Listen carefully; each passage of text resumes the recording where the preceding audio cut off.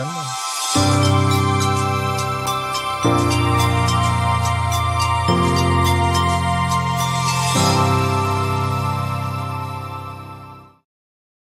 Hey there, everybody. It's a nice Wednesday. It's Jim, it's Matt, and last night, Matthew, the first CFP rankings came out, and I'm absolutely certain that you were right on board with what they said, right? I actually didn't have that big of a problem with it. Really? Okay. I really didn't. I feel like a lot of people's arguments, at least with this first iteration, are probably going to be one. I think people probably won't be happy that it's just P4 teams. There's only four conferences represented. And two, in this discussion that I've had already with some friends of mine, is there's some discussion around the top three and maybe people's thinking whether or not you value analytics, how much you value analytics can factor into your thinking as to whether or not they got the top three right. But to be honest with you, could you poke some holes in the top three? Possibly. Is there any point in doing it? No. It doesn't matter. 1 and 2 are going to play each other here in about, I think it's 5 weeks now, somewhere in that neighborhood. And 3 and 4, as things currently stand, are set on a collision course as well. Like, these teams are going to play each other. So for as much as the initial rankings could matter in terms of, I think the initial rankings matter for the sense of you kind of get a feel of the way the committee's thinking. So you got a pretty good understanding of how they're thinking. And honestly, my only issue isn't with the rankings themselves. It's more in the fact that when we get down to it, the way things stand right now is you're going to have, if things were to remain the same, you'd have an unranked team in the college football playoff. Yeah, it's very possible. And it's odd, but it's very possible. It seemed to me that for the first one, right, it was pretty much less analytics and more eye test. Yeah, it was. And they had discussed about how they're going to use analytics. And I think to a certain extent, analytics may have played a factor in why you have a Vanderbilt so low and why you have Georgia Tech so low. Right. Both of them, Georgia Tech just suffered their first loss. Vanderbilt, I think, suffered their second. So it's something that drops them because they've seen a Georgia Tech team struggle with other teams. They struggled with Clemson, who doesn't look very good. They lost on the road at NC State. They struggled with Wake Forest. So they just haven't been world beaters. They've got a really good record, but they haven't been world beaters in what they're doing. And you pair that along with the fact that their schedule overall doesn't carry the same weight as some of these other SEC and Big Ten teams, then you get a better understanding as to why they are where they are and why you have a Louisville and Virginia that are ranked a few spots ahead of them despite carrying very similar records in the same conference. Yeah, and the thing to me is, and it's always with these initial ones, right? The between now and 3 weeks from now, that whole thing can be jumbled into a totally different group. Yeah, it's just there's a lot of football left to play for all of these schools. There's 4 games left on the schedule. Okay, give or take. There could be some late buys in there. There's somewhere in the neighborhood of 3 to 4 games left on each of these teams' schedules. And then for the likes of Ohio State and Indiana, you're looking at most likely a Big Ten championship. The same thing can go for Texas A&M and Alabama. You're looking most likely at an SEC championship if things were to hold firm the way they are now. So you have these teams that, maybe you're like, well, I think Indiana should be above Ohio State. Well, you're entitled to that opinion. I can't make a really good argument for why they would be above Ohio State right now. Ohio State's got a better strength of schedule than Indiana does as things currently sit. And they've looked a lot better in all of their games they've played. They really haven't ever felt like they were out of control of a football game. Maybe you go to the Penn State game this past week when it was 17-14 at halftime, but I even go back to their only one possession win, which was against Texas in the opening week, 7-14. But You go back and you watch that game, and you don't feel like Texas is going to win that football game. It feels like Ohio State was able to control and dictate the tempo of that game and how they wanted to play it. So if you want to poke arguments in that, they're going to play. Like Right. that's I think the most important thing is people not get too worked up. They're going to play. They're going to play Mhm. each other. You're going to figure this thing out as it goes out, and it works a lot of itself out. And you're going to end up probably in a very similar scenario that you were in last year, where you get to the end of the year, Mhm. you have a cluster of teams hanging around that 11-12 area, Right. even 10, 11, 12. Because right now, the way the bracket shakes out, if it were to end today, is both 11 and 12 are left out of the playoff because you got Mhm. to fit an ACC champion and a group of 6 champion in there as well. Right. Right now, given what we've seen, who's the best team in the ACC? I think you would have to go with Virginia right now, Okay. um, just because I mean they do carry the best the best loss, I guess, because Right. Miami dropped like a rock as well in the playoff in the committee's Mhm. first rankings, and it's Mhm. indicative of kind of the way Miami's gone about their years. They started Right. out really strong, but down the stretch they've started to falter, and so you see that reflection in their rankings. They're not playing as well, so they're not ranked as high. If they had had another like a weird loss at SMU, then maybe you could excuse it. But this is a team that has consistently gotten worse. It feels like so. You saw that reflective in their rankings, and when you go Virginia and Louisville, which are the two highest ranked teams by the committee right now, Mhm. Virginia holds the head to head over Louisville in Right. an overtime win in Louisville. So that's what carries the difference right now between those two teams, and as it should. I also Mhm. got to give credit to Tony Elliott and what he's done at Virginia this year.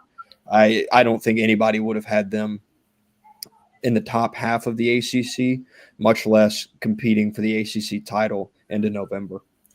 You bring up an interesting point about Virginia, and if you've ever been there, or if anything about the ACC, uh, Virginia hasn't been very aggressive in football. They haven't spent any money in that area, despite the fact that Virginia's got one of the most recruitable states in the country, Mm-hmm. especially down in the Norfolk and in that area down there. A lot of professional and college football players come out of there. The Virginia's basically an academic institution that has sports. They really view themselves that way. So to actually, they're kind of like a Vanderbilt in that regard. Um, Mm-hmm. so anytime they make a bowl, they're excited. Now Yeah. they've got a team that is pretty damn impressive, and something to be proud of. Um, and they're starting to get people into the stands, and that's fantastic. But at the end of the day, expectations in Virginia aren't what they might be in Clemson or Florida State, or other spots in the state, in the conference. So for them to be up there, I mean, I think that just goes to prove how, to your point, how coaching and recruiting can put a team on the map that most people wouldn't even have thought of. Yeah, and like people will bring up the analytics and stuff like that, and they're important. But you win the games that you play, and right Hmm. now Virginia's beaten pretty much everybody in front of them, save the one loss. Right. I went back and actually I just looked up the ACC preseason poll. Hmm. Virginia Tech was picked to finish 14th out of 17 teams in the league. So it's a similar case to last year what Arizona State was. They started out the Right. year, they were voted last in the preseason poll, Big 12. Hmm. Last year, they went on a run, ended up making the college football playoff. Virginia's kind of positioned themselves in a similar spot with all their work ahead. Their fate lies in their own hands. If Virginia Tech wins out, Virginia Tech's going to be in the college football playoff. Right. Excuse me. Excuse me. Plus, Thank you. I don't know. I think that this is going to be a very interesting ACC and Big 12 run to the stretch here. the parity in the conference of both of them, in some ways is a good thing, but in other ways, you know, really does potentially give them grief as to how they get into the playoffs and who gets into the playoffs from is it going to be the best team in the ACC that makes it, or the best team in the Big 12 make it, or is it going to be the team that wins the title? Mm-hmm. Yeah, it's going to be curious because they talk about they you kind of have to break it down in terms of conferences, and when Mm-hmm. you're talking about how many bids a conference is going to get, Right. you know that the Big Ten and the SEC are going to get their lion's share. Mm-hmm. But after you move past them, you start talking about who's going to get multiple bids behind the Right. SEC and the Big Ten. Mm-hmm. It's a race that the Big 12 and the ACC kind of jockey back and forth with. Mm-hmm. Um, and right now the Big 12 is better positioned to get two teams than the Mm-hmm. ACC is. Right now the ACC's their two highest are 14th and 15th. Big 12's 8 and 9 with Mm-hmm. BYU and Texas Tech respectively. And they I think that the ACC does have a bit of a parity problem. The Mm-hmm. like Virginia Tech, I said their work's still ahead of them. They've still got to go on the road to play Duke. And if you Mm-hmm. look at ESPN's matchup predictor and the way they have it set right now, Mm-hmm. Duke's favored to win in that football game right now. Hmm. So they have they don't have a peak and a valley difference large enough. It Mm-hmm. feels like the ACC right now to be able to have a group that separates themselves in a way where you could get multiple teams in. The, Yeah. Go ahead. I'm they sorry. they did it last year with SMU because Right. SMU popped and had a fantastic season, Mm-hmm. and Clemson won the title. That they're not in a similar spot this year. The Big 12 is much better positioned with Mm-hmm. BYU and Texas Tech, and also some of the teams behind them that aren't ranked as low as some of those other ACC schools. Mm-hmm. Well, and just like we talked about, early about the CFP rankings, you know, the Big 12 and the ACC have a lot of football left to be played. So what now looks like a lock for the Big 12 may end up being, things may switch around. Um, I'm not saying it's going to happen, but it certainly could. And we all saw what last year. What they had 5 teams that, going into the last 2 weeks, any one of those 5 teams could have been in the playoffs. Yeah, it's interesting just because like you look at the way they've ranked them, and I Mm-hmm. said Virginia's at 14. Guess who's ahead of Virginia? Who? Utah at 13. UConn? Utah. Oh, Utah's Utah. I'm sorry. They said Yeah, UConn. Utah's sitting at 13. So the committee's already told you that Mm-hmm. Utah with 2 losses, they feel like is a better football team than both Virginia and Louisville, who are sitting right behind them at the top of the ACC, both carrying Mm-hmm. 1 loss themselves. Well, that might be the case. But we'll see. We'll see. It'll play itself out from that standpoint. Hmm. Um, Now you're talking to your buddies. The SEC. I mean, you can't. They got a lot of people in that top 25. Yeah, they do, and it's something where a lot of the top of the SEC has already played. Mm-hmm. Like the SEC has a very much a path to where all of these teams they don't have to play each other, with the Right. exception of whoever's going to play in the SEC title. Georgia and Ole Miss have already played. Mm-hmm. A&M and Alabama don't play. Mm-hmm. Ole Miss and Alabama don't play. Georgia and Alabama have already played, and Georgia and A&M don't play. So Right. your top 4 in the SEC are sitting pretty. Outside of that, now you're worried if you're the SEC and you're Greg Sankey. You're like, all right, well, who's going to be on upset alert? Not to Right. mention you've got Texas and you've got Oklahoma sitting right there at 11 and 12 on the outside Right. looking in. So the SEC is in pretty good position. I think people may the Big Ten backfilled a lot of the top 25, which I thought was interesting. Mm-hmm. Because people talk about the depth of the SEC versus the depth of the Big Ten, and the Big Ten has some solid depth on the back end. But I think what's most telling about the SEC is kind of where their depth lies. Is Mm-hmm. it feels like you're kind of in the top 25, and then you fall off a bit of a cliff, and all those teams that are unranked right now, Yeah. or looking for head coaches. Yeah. Speaking of that, Um, it looks like LSU. I'm sorry, Auburn. Looks like Auburn has set their sights on Coach, Coach Summerall at Tulane. Mm-hmm.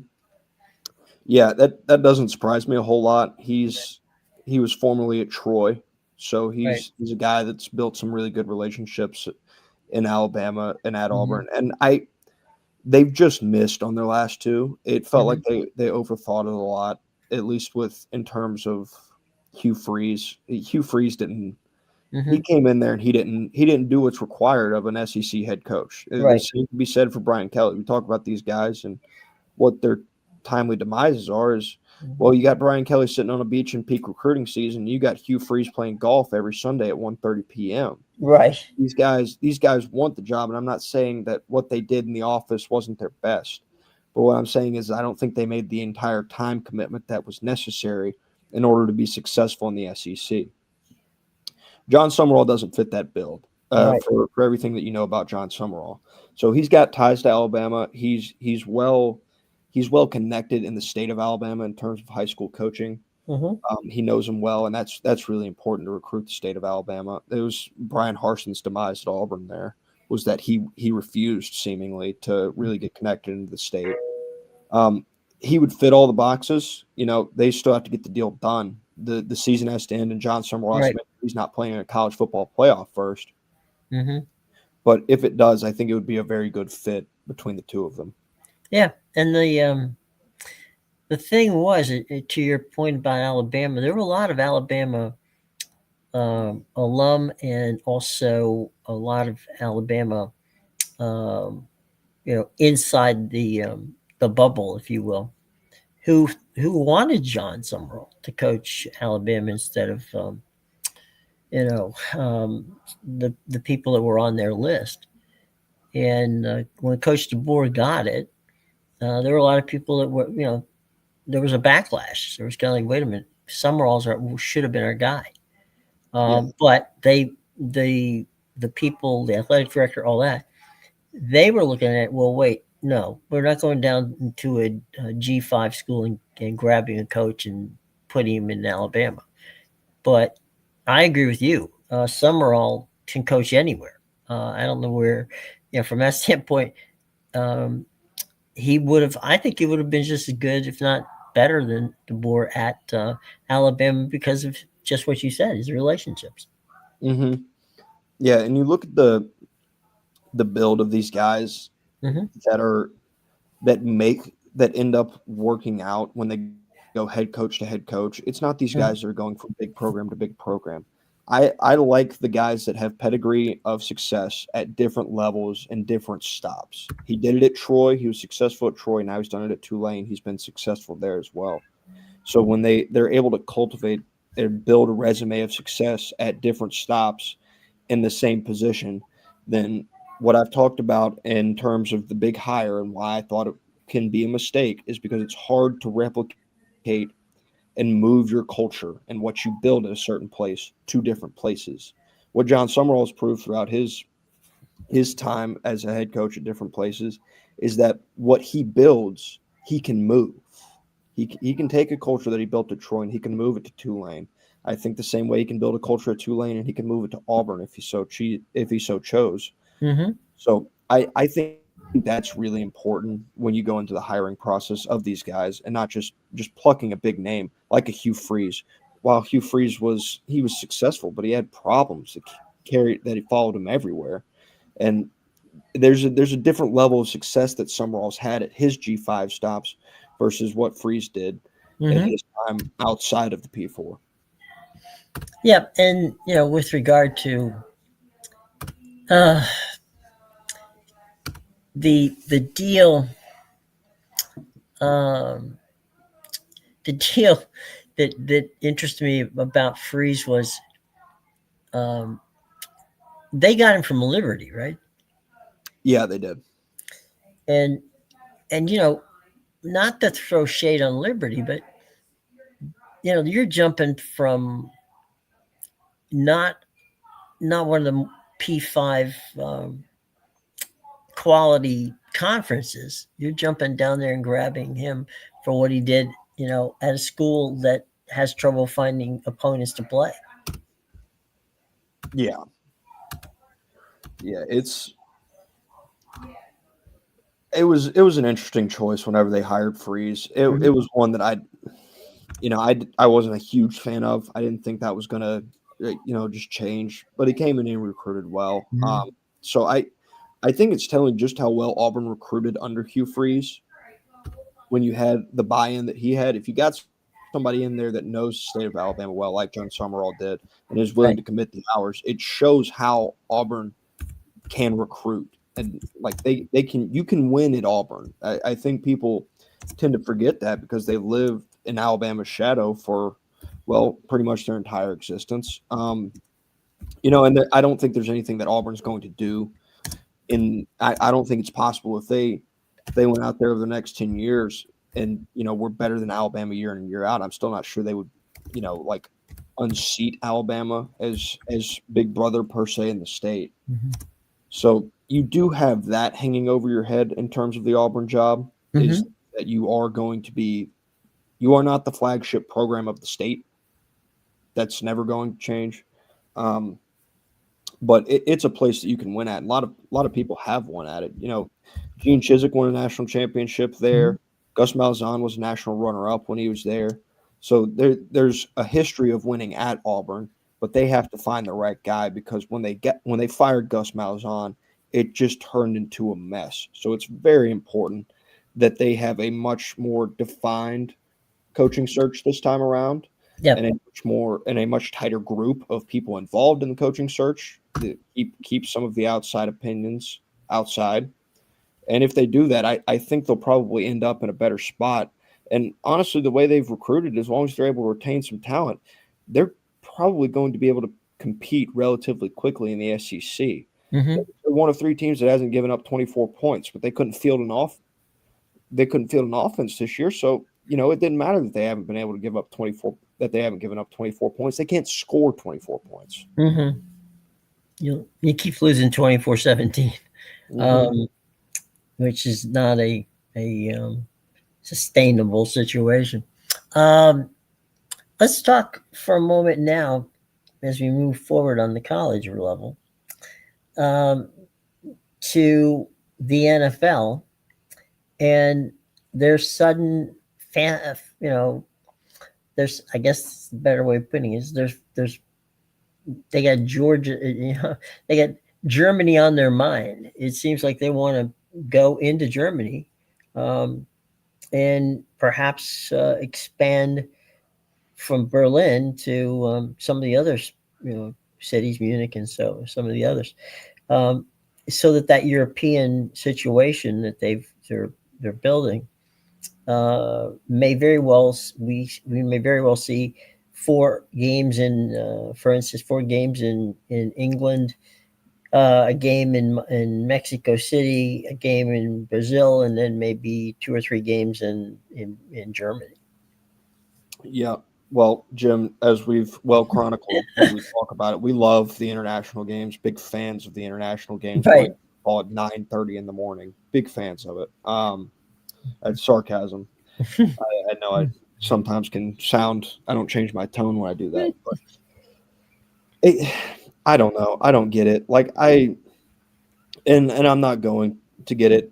The NFL can throw whatever they want to throw at me until there's like some massive statistical data to back up these games in these international countries and like really large substantial growth in these international countries. I don't understand taking these games away from normal time slots in America. And maybe that's what they're doing, is maybe because of the way the NFL and their TV deals work is you really only get, like, unless you've got red zone, you get you may get 2 games per window. You may get the Hmm. CBS and the Fox game in both the 1 o'clock and the 4 to 4:30 window that they have.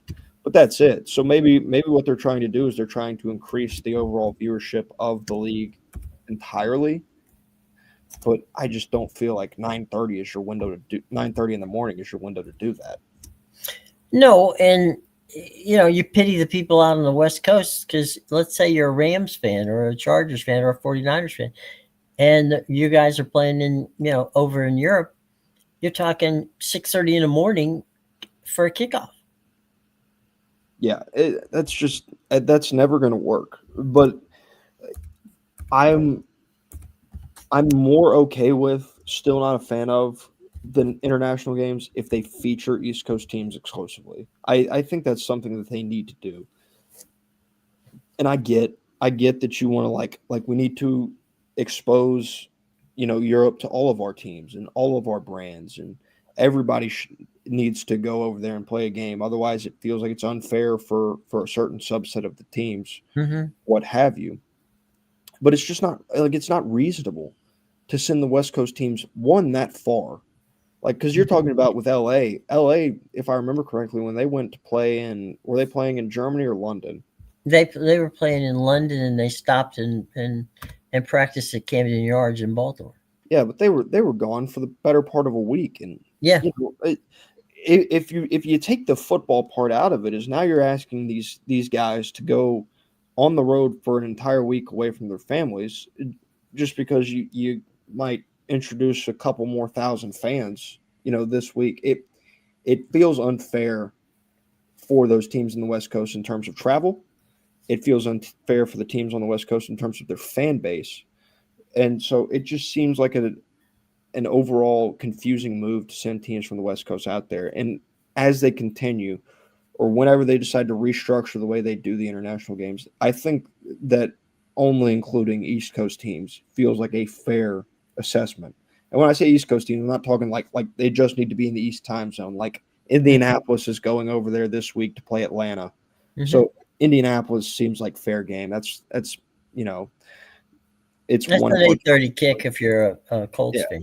Yeah, it's a 1 hour difference. It's still not fun. It's still not what you don't want to have to wake up at 8:30 in the morning to watch your team play football on a Mhm. Sunday, but it's not unreasonable. So No. I think that's fine. Well, the thing too that the NFL is doing, which they're hoping will placate the players and the families, is we talked about these. This is the NFL's version of a bowl game, and so there's a lot of the guys who go over and take their families with them. Hmm. And so it's like and the NFL is footing the bill for the whole thing. And there's, once they get there, they get treated like kings because the city is happy to have them. And, Unless you're it's, Skylar Thompson. yeah, that's true too. Um, and I remember when they played their first, I think it was the first game they played there in that new stadium in Berlin was Brady was with the Buccaneers. And he just came back raving about how the fans were so nice to him and to the family and to the team and how much they enjoyed it. And I guess for some, that change of scenery and going and visiting a foreign country is whenever you're treated that way, uh, may or may not make it worth it, but for some it does. And regardless of what's happening here, as we know, in the 2029-2030 season, um, the NFL can opt out of their contracts, their TV contracts, which we know they will do, and they want, as we've said here a number of times, they want that 9:30 window to be, you know, a consistent. I don't know if they're going to get to the 8 games that they had considered, but they're going to go for as close as they can get to it. Hmm. How many do they play overseas now? Is it five, six, 6, yeah, six? 6. Yeah, it's six too many. Yeah, well, unfortunately, I don't think we're gonna have. Uh, I, Yeah, I don't think that that's gonna change the dynamics. I think they're gonna go with what they got, and yeah, regardless of what we particularly care to have them do. yeah. No, Um, they won't be moving backwards. no, no, they think that this is a winner for them. I'm not certain, frankly. I mean, I get the Mexico City thing because the 49ers, the both LA teams and the Raiders have a really strong uh, relationship with Mexican fans, and their games are broadcast. The 49ers radio network has, as does the Raiders. I mean, they all have Spanish speaking outlets throughout Mexico. So they've got fan bases in Mexico. So that tracks pretty well. Um, their situation with regard to going to Europe was, after the failed situation where they put together the NFL Europe, that when they actually had a league. I guess what I'm curious about is, okay, I get the fact that you want to go to England, you want to go to Mexico City, you want to go to Germany. Um, they're even kicking around the possibility of playing in France. I've wondered why they didn't uh, look into Toronto or Montreal or Vancouver or some of the team, uh, some of the Canadian cities who uh, are very big when it comes to. I mean, Vancouver. There's a lot of Seahawks fans in Vancouver. There's a lot of Buffalo Bills fans in Toronto. There's, you know, Patriots fans in Montreal. I mean, so I don't understand why they're not, encroaching in that area. I don't. They've had Mm-hmm. a chance two or three times to buy the CFL, and didn't do it. So I'm interested into why. Okay, I get you want to expand the global band, but by the way, you could just do like baseball did and put a one or two teams um, in Canada and see how that works. Mm-hmm. And I think the funny thing is the two leagues that have done it, those teams have had pretty good success, Yeah. relatively speaking. Raptors, NBA champions in 2019. Blue Jays Hmm. made the World Series this year. Hmm. Blue Jays, multi-time World Series winners. So they've had success. Those teams that have gone up there. Not only have they had success, but they've got a really strong following up there as well. The Hmm. Raptors are loved in Toronto, and so are the Blue Jays. And Hmm. those are countrywide teams. Like if you're into Major League Baseball, the odds are, unless you're over there close to Seattle in Hmm. Canada, that you're probably going to be a Toronto fan. The Hmm. same goes for basketball. So they have essentially a country's worth of backing that they could act on, and a league that's already established up there, and Hmm. has a foundation and a fan base that they haven't acted on. It is puzzling that they love this international movement, yet they're not willing to go up into Canada.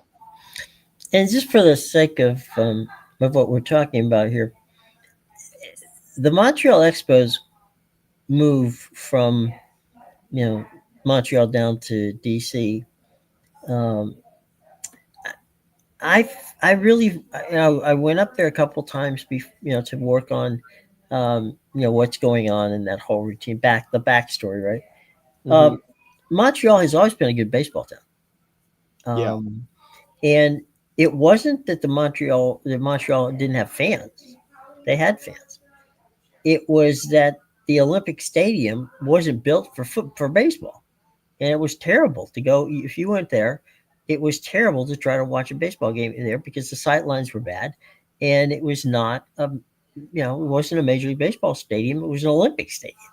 So Hmm. there was that, and every time they got closer and closer to building something in downtown, somebody would screw it up, and so they had poor ownership a couple of times.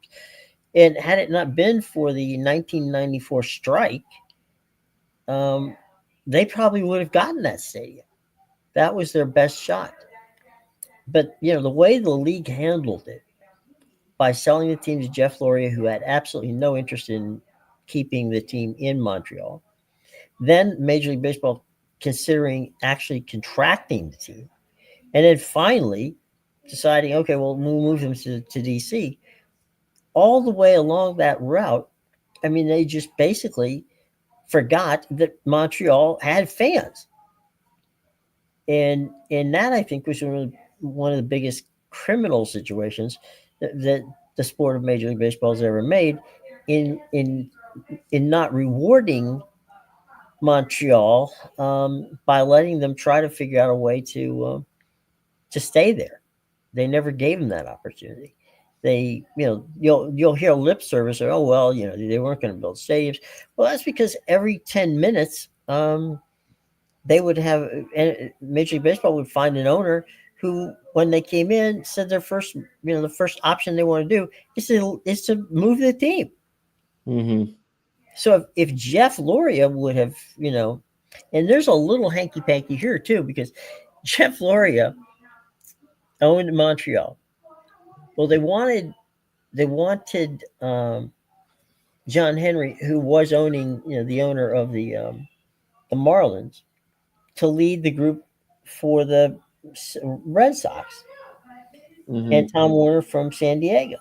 So how do we do this? Well, we make Warner's and John Henry, the leading buyers for the Red Sox. Well, they have to sell Miami, so they sell Miami and they sell it to Loria. That means baseball takes over the Expos, and they decide either we're going to contract them or we're going to move them themselves, which they did, and so the whole dynamic was an organizational thing within Major League Baseball to get John Henry and to get Tom Warner in as the Red Sox owners.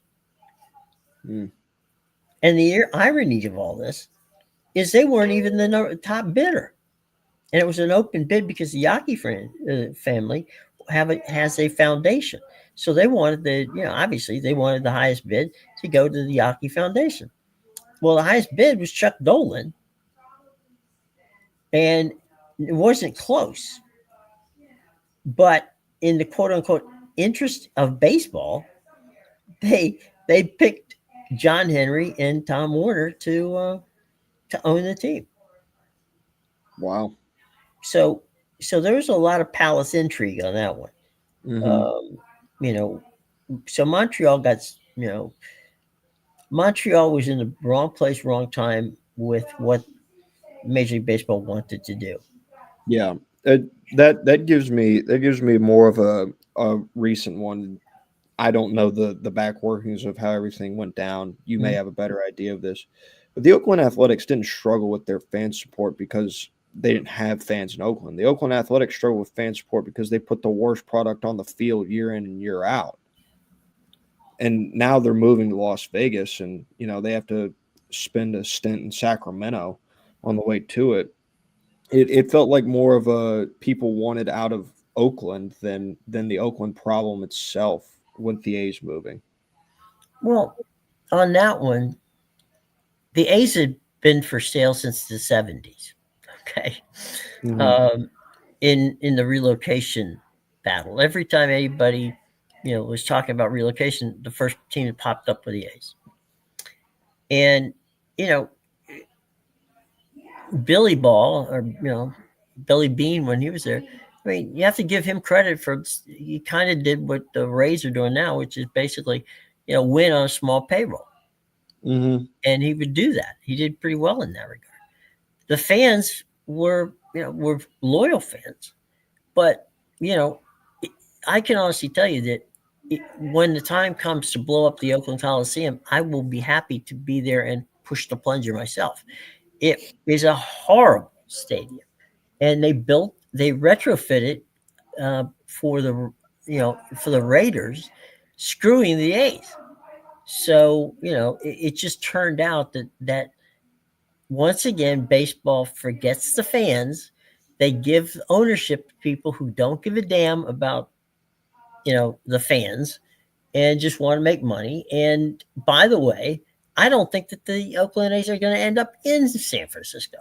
I'm sorry, in Las Vegas. Um, I think they'll end up maybe perhaps in Sacramento, Wow. because Um, that stadium deal, they broke ground. That mhm. stadium deal almost requires the A's to sell out every one of their home games to make it work. Yeah. And Jeez. that's never going to happen. And No. they still, the they still are about $700 million apart on the ownership group, the Fisher family, and Hmm. the city of Las Vegas on who's going to pay for the cost overruns of the stadium. Well, if you can't get that resolved now, it's just going to, anybody who has a house realizes that whenever you go to build something or renovate something and you put it off for a while, it's going to cost you more. Hmm. Yeah. So I don't, I'm not so certain that, that deal in Vegas is going to be one that ends up actually coming to fruition. I wouldn't be surprised because Sacramento has said it many times. They're willing to put down the money to build a new stadium for them. Hmm. So I don't know. I mean, I would say that there might be.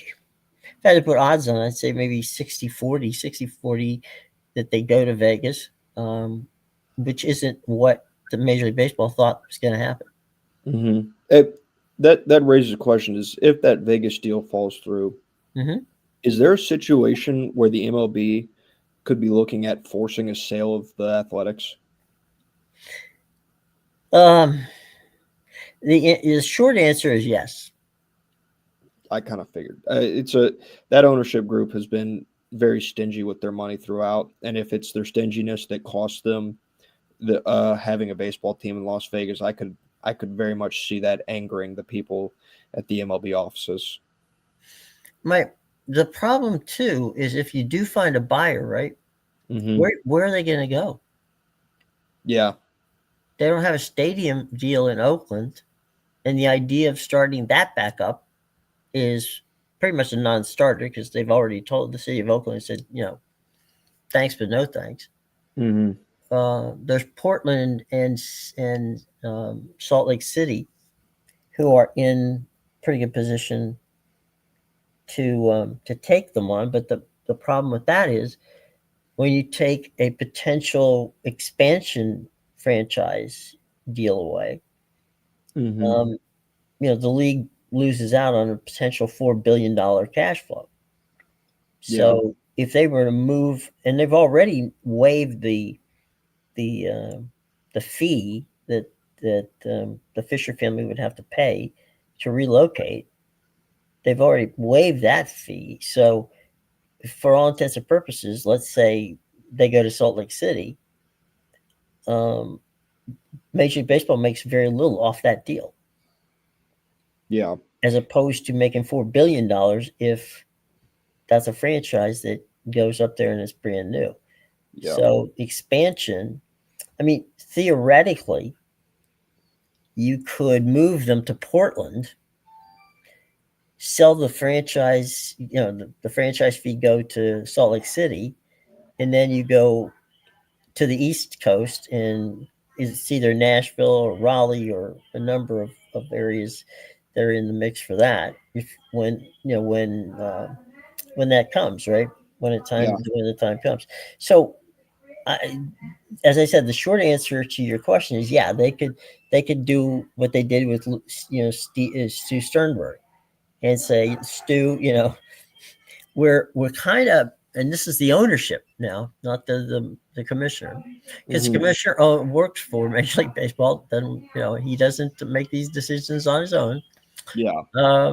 They're the owners for both in Major League Baseball were so pissed at both the A's and the Rays that they just looked at Manfred and said, "Fix it, just fix it. We want to get two more teams in here, and just I don't care what you have to do, go in there and fix it."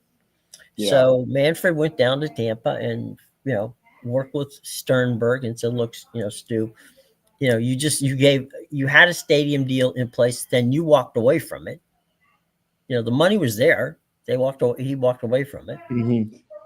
and you know what? It's might be time for you to consider leaving." And remember that he paid $350 million for the franchise and sold it for 2.7 billion. Yeah. So it's not like He's crying doing all for right. me, right?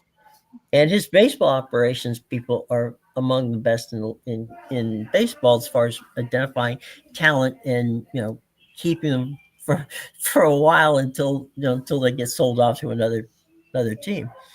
Um, but the same thing was over in Oakland. It was like you had the two Bay areas, San Francisco and Tampa Bay, as the problem children for Major League Baseball.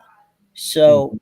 the only reason that the owners waived the fee is like, good God, just get them out of Oakland and get them to someplace where they might be able to, make some money. Yeah. So yeah, and I do feel bad for the Oakland fans because there are a lot of Oakland fans, Hmm. Yeah. and it's just sad whenever that the owner is not going to put any money into the team. And the No. whole concept of he keeps turning down stadium deal after stadium deal. They had a waterfront deal that went south because Fisher didn't want to pay, additional money for that, and that would have been a beautiful situation, almost like San Francisco, where they would have been on the bay and in a new stadium, and I I would imagine without any problem they would have drawn very well. Hmm. But I when you've got an owner that scuttles every possible deal that you can make, that's not a recipe for success.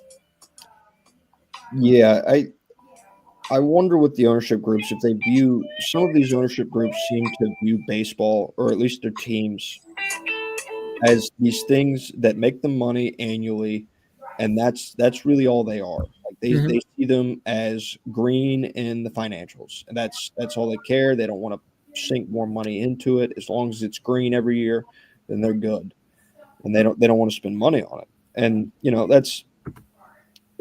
that's not a healthy thinking in terms of the health for Major League Baseball as a whole, because you have these teams that now you're looking at a situation where you're probably not going to have an on-time start to Major League Baseball, not this next year, but the year after, because you've got all these teams that are like, well, look at what the Dodgers are doing. Like, look at how much better that. This is why we need a salary cap. We don't. Baseball doesn't need a salary cap. People feel like baseball needs a salary cap because there's what feels like a third of ownership in Major League Baseball. I know it's not a third, but it sure does feel like it. That just doesn't seem to care about their product that they're putting out on the field as long as it's making them money. They need a salary floor. Yes. Yeah, they don't need a cap, they need a floor. That's their problem. I don't look the the Dodgers will pay out to Major League Baseball approximately 170 to 175 million dollars. Okay, the the contract that they did with Otani, which is a deferred contract, the $700 million one, they literally made back in a year. So to write a check to Major League Baseball for $175 million is not a problem for the Dodgers.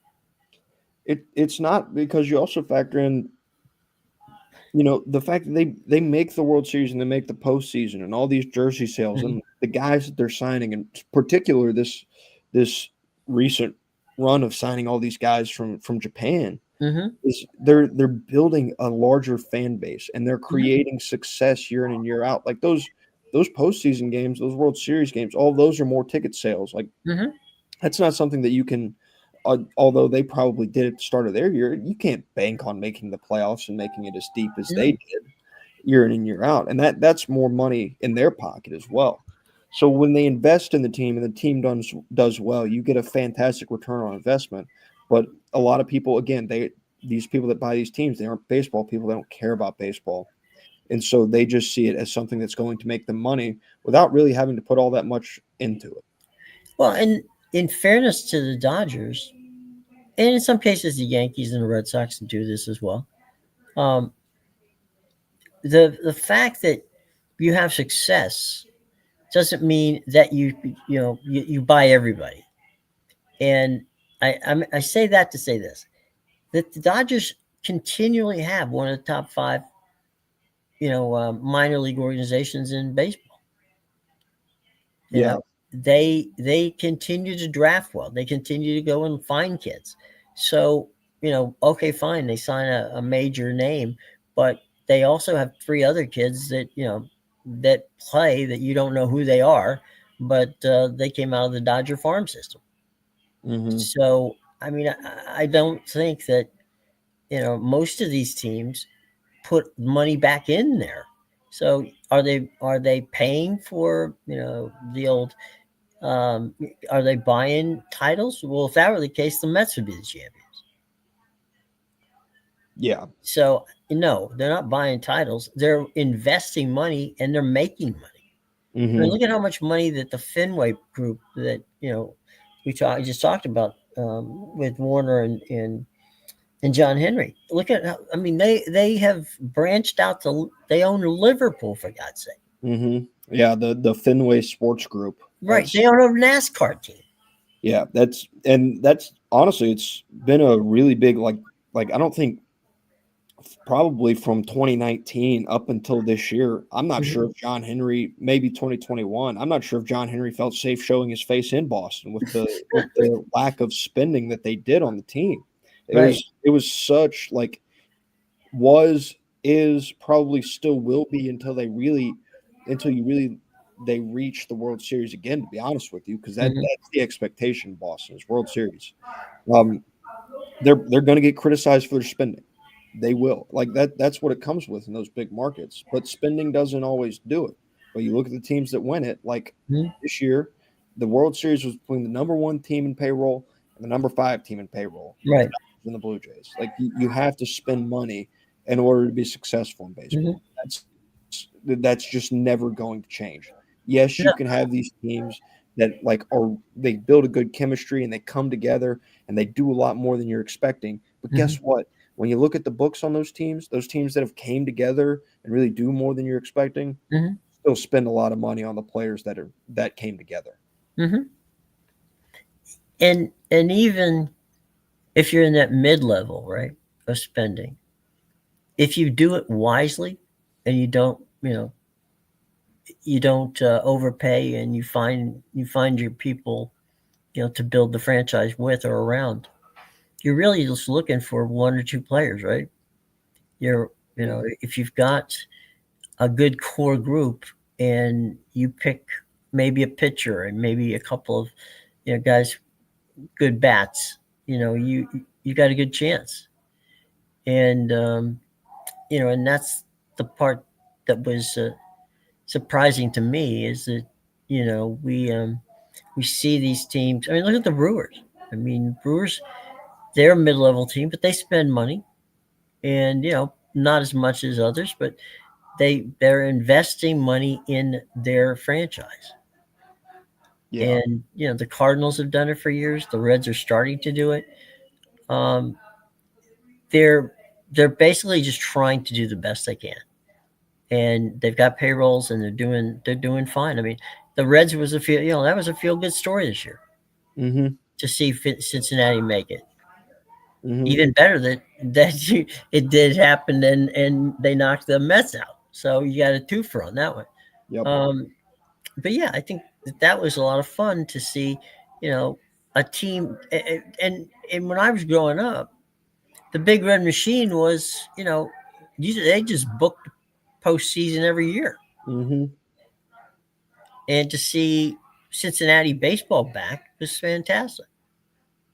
Yeah. Like what resonates in my mind when you talk about some of these small markets, like think back to I think it was 2011 and that Hmm. playoff game between Cincinnati and Pittsburgh. Hmm. You go back and I was relatively young, about 9 years old.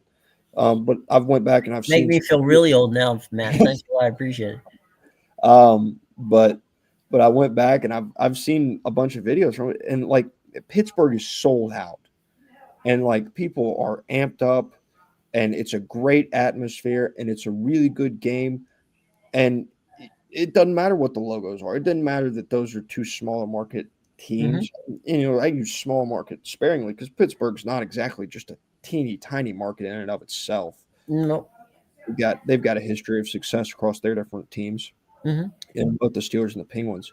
So they have success in their history too, and it's a really good game. But it's a game that you don't get because it, albeit Cincinnati made it this year, but Pittsburgh doesn't invest in their team. Cincinnati invests, but they don't invest heavily. So it's these. There are good matchups out there, and there are passionate fans out there that may not get to always showcase it due to the spending that's predetermined by their ownership. I'll tell you, probably if I had to rank, passion and sports to their sports teams, I would say that you absolutely have to put Pittsburgh in the top five. Yeah. They sell out the Penguins games. They sell out the Steelers games.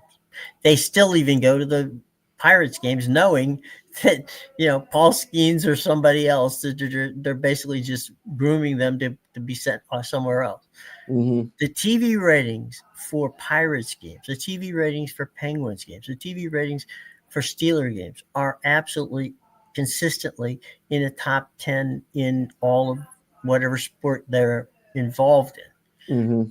So the fans would love to see, the teams that they had in the 70s that fought with the Cincinnati Reds. Um, you know, but because it's still down to ownership.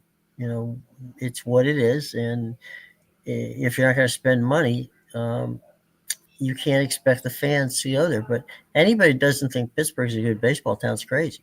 And the Mm-hmm. stadium itself is gorgeous. Yeah. It's one of the top three in Major League Baseball. Yeah. I think something that's really telling is if you want to like get a litmus test on where a fan base would be if you gave them a good product. Mm-hmm. I would like to people to think about the AFC North Mm-hmm. and that division of football. Mm-hmm. It's widely considered one of the best divisions in football Mm-hmm. year in year out. This is a little bit of a down year for them. I'll give them that. But Mm-hmm. you still see the fan support across those leagues, and they are a part of really some of the best rivalries in the NFL Mm-hmm. and what you can call rivalry games. And then you look at those four cities, and you've got four of the cheapest owners in baseball, Right. and the Orioles, the Reds, the Pirates, and the Guardians. Like Mm-hmm. the Guardians make their run, but it's not because they're just handing out cash. Right. It's because of what they've built in terms of their program.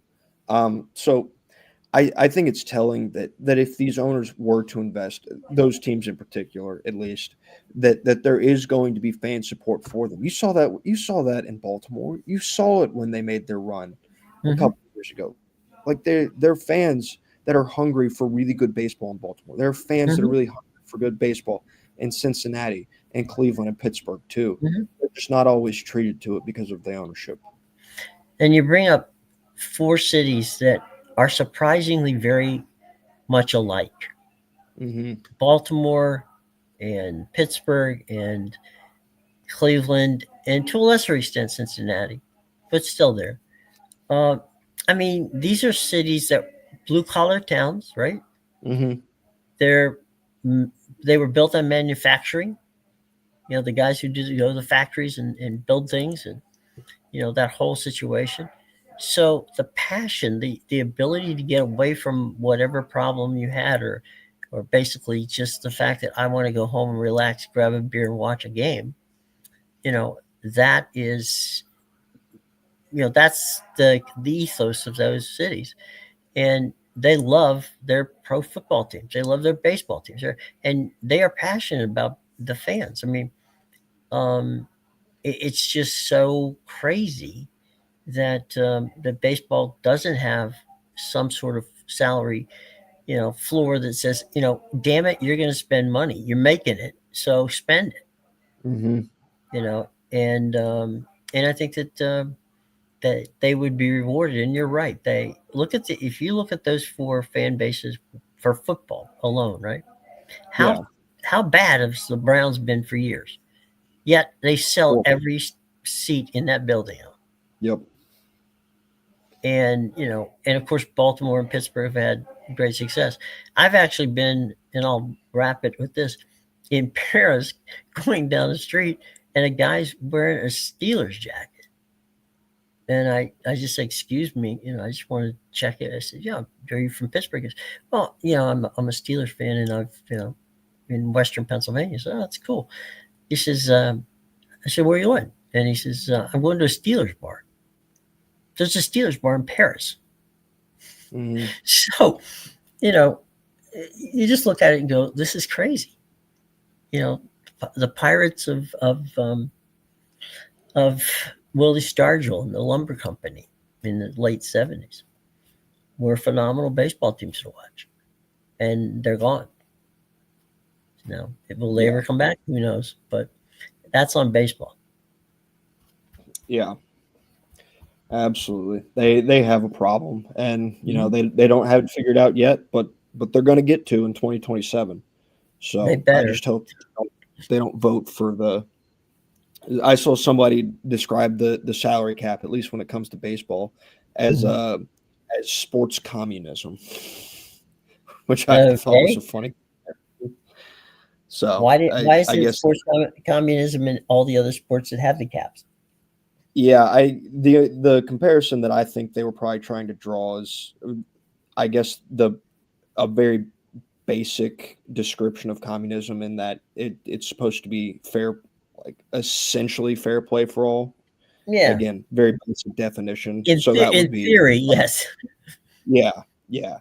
So that's I guess where they're coming from in terms of the salary cap. Yeah, I suppose if you went to Webster's dictionary, that would be probably right there. Yeah. Yeah, very basic, but yeah. Yeah. I mean, it is. It's for the workers. Got it. So there you go. All right. Any final thoughts before we turn the page on communism? Before we get out of here. The final thought that I have is one where we discussed the Braves hired Walt Weiss Mm-hmm. as their manager yesterday.